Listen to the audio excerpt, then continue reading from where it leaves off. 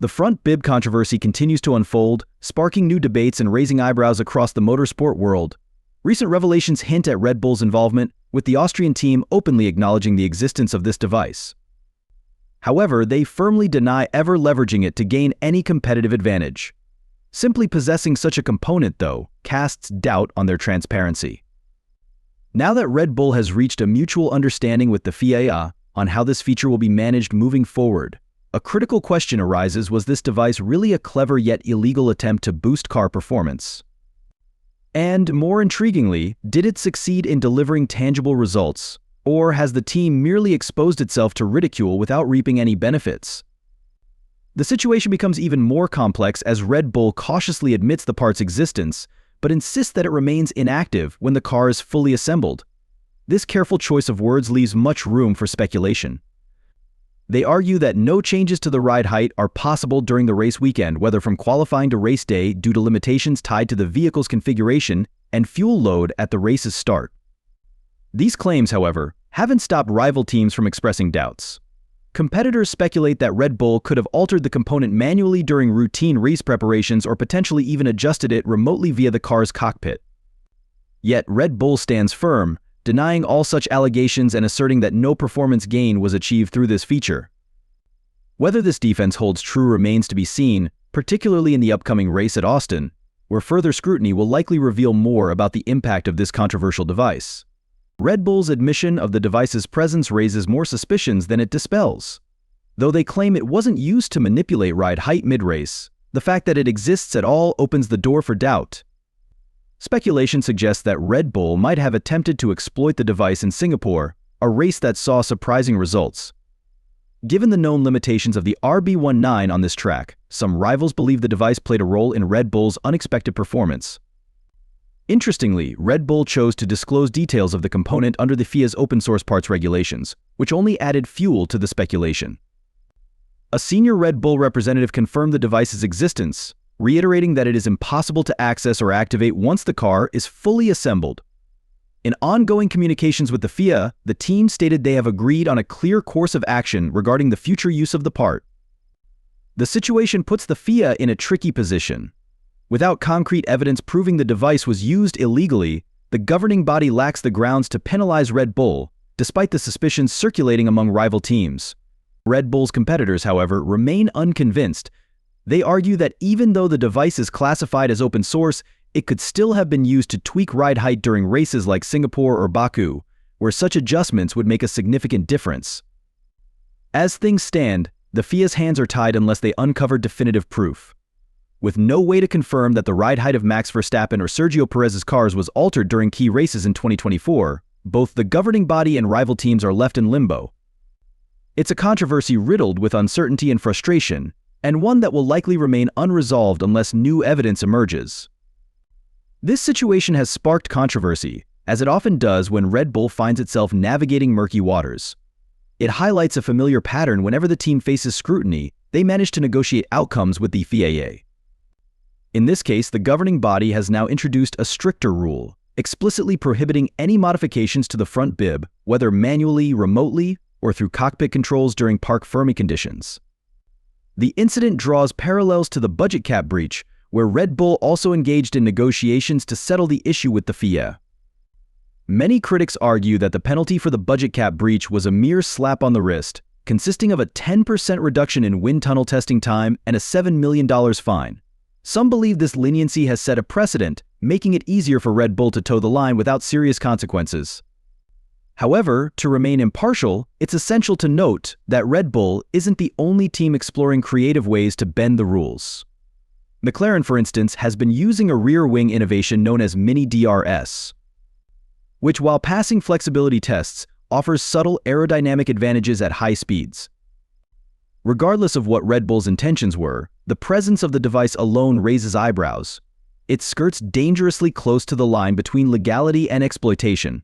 By having such a feature installed, the team invites suspicion that they might have previously used it to enhance performance. The drivers, naturally, have responded with staunch defenses. When asked about the device, Sergio Perez claimed it was never part of their race discussions and that it wasn't practical to use. Perez even recalled a sprint event where they struggled with high ride height, hinting that if they had tried to make adjustments, it could have backfired just as it did for Mercedes and Ferrari in similar situations. Meanwhile, Verstappen provided his own perspective, emphasizing that this component is classified as an open-source part, making it accessible to all teams. He reasoned that if the part is publicly documented and passes inspections, it can't be illegal. Verstappen also pointed out that while the device was convenient during car preparation, it became untouchable once the car was fully assembled and ready to race. He admitted that even when the story broke, they hadn't discussed it much internally, as it wasn't seen as a significant factor during briefings. One reason why Red Bull managed to avoid major backlash for this controversial component is that their performance didn't noticeably improve during the races in question. From the Miami Grand Prix onward, the team maintained competitive form but failed to dominate in the same way as before. While Red Bull avoided a downward spiral like Aston Martin's, other teams such as McLaren and Ferrari gradually began closing the gap, with Mercedes also posing a threat in the later stages of the season. This development suggests that, even if the device was present, it didn't offer the team a game-changing advantage. However, the controversy is far from over. It's becoming increasingly likely that the FIA will be forced to tighten the rules even further. With teams constantly pushing boundaries and finding new ways to interpret existing regulations, the governing body faces growing pressure to act decisively. The recent surge of innovation, some bordering on questionable tactics, underscores the need for stricter oversight. Lewis Hamilton also weighed in on the issue, offering an interesting perspective on Red Bull's ability to innovate. As a 7-time world champion, Hamilton acknowledged that the essence of Formula One lies in finding creative ways to push the limits. He credited Red Bull for being leaders in this area, stating that all teams examine the rules to find subtle loopholes they can exploit for competitive gain. It's about pushing the envelope, Hamilton explained, and Red Bull have simply done a better job at that. Hamilton also raised a crucial point: God knows how long they've had that component, but it hasn't stopped them from winning championships. He emphasized that while such innovations play a role, it's not the sole reason for Red Bull's success. For other teams to catch up, they need to focus on leading with their own innovations instead of merely trying to keep pace with Red Bull. His comments reflect a mindset shared by many in the paddock. Formula One thrives on the fine balance between innovation and regulation. What makes this situation particularly frustrating for Red Bull is the fact that they haven't experienced any significant performance gains in recent months. In reality, they've struggled to maintain their earlier dominance. Even though the team introduced key upgrades, such as a modified floor in Baku and additional tweaks in Singapore, those changes haven't been enough to consistently outmatch rivals like McLaren on raw pace. Team principal Christian Horner remains optimistic, pinning his hopes on the upcoming Austin upgrades to turn the tide. According to Horner, this next upgrade package is critical, as it represents the last major update for the 2024 season. He acknowledged that Red Bull isn't the only team preparing for changes, mentioning that Ferrari, Mercedes, and McLaren are all expected to bring new components to Austin. Our focus is to build on the progress we've made since Monza, Horner explained. The goal is to deliver a well-balanced car that gives our drivers confidence. But it won't be easy. Horner highlighted the challenges the team faces, pointing to Lando Norris's exceptional pace during the first stint in Singapore as an example of the competition's strength. Red Bull still needs to shave off approximately 23 seconds to match McLaren's race pace. Despite recent struggles, Horner remains confident that they're starting to uncover solutions, although much will depend on how the car responds to both mechanical and aerodynamic adjustments, and how well it interacts with this year's highly sensitive tires. Ultimately, the bigger question remains: has Red Bull truly used the front bib to manipulate ride height and gain an edge?